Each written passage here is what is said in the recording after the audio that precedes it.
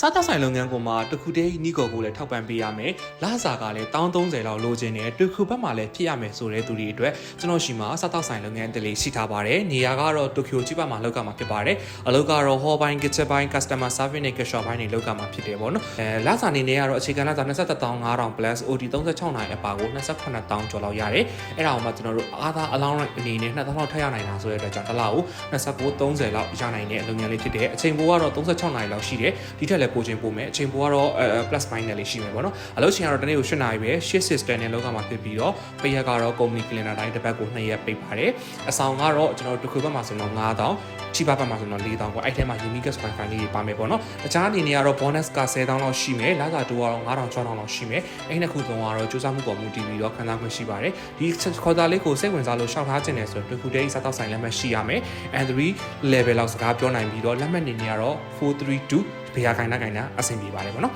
အဲ့တော့အသေးသေးသိချင်တာလေးတွေရှိတယ်ဆိုတော့ကျွန်တော် CV မှာလာရောက်စုံစမ်းမေးမြန်းနိုင်ပါတယ်ခင်ဗျာအားလုံးကျေးဇူးပါ